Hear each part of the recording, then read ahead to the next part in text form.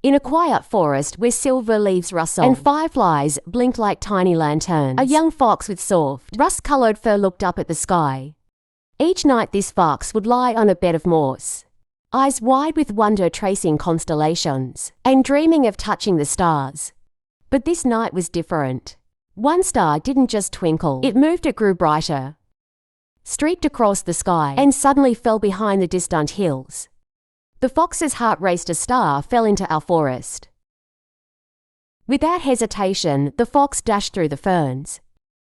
The forest was alive with whispers, owls hooting in surprise, squirrels peeking from their trees.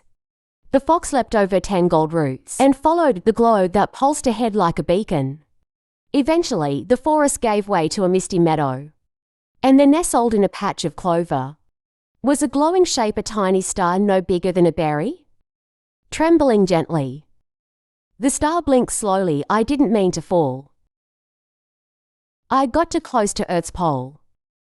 The fox tilted its head. You're real. I was chasing the moon, the star whispered, but I tumbled instead. I'll help you go back, the fox promised. You don't belong here, do you? No, said the star. It's light flickering, and if I stay too long, I'll fade. First the fox visited the deer, wise and slow-moving. You'll need the wine to carry your friend, said the deer. Go to the old pine hill. That's where the wines gather at midnight next. The fox asked the turtles by the stream, but the star needs height to reach the sky. They said find the cliff above the whispering falls.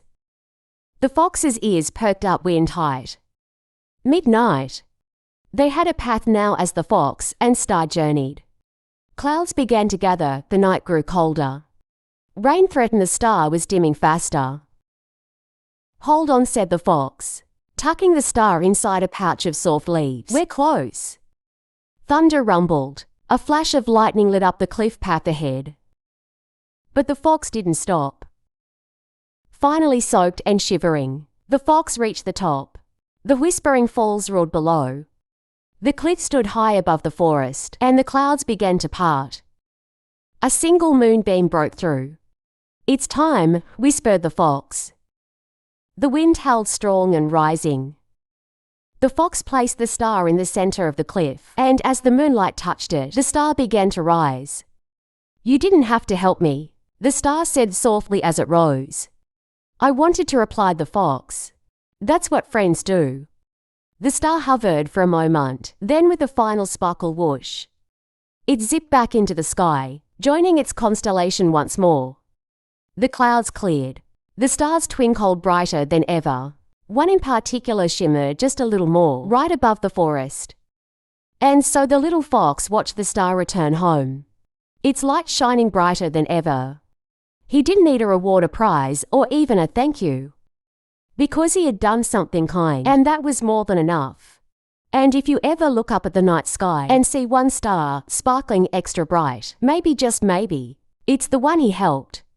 The moral of this story is, kindness doesn't need a reason, it just needs a heart willing to help.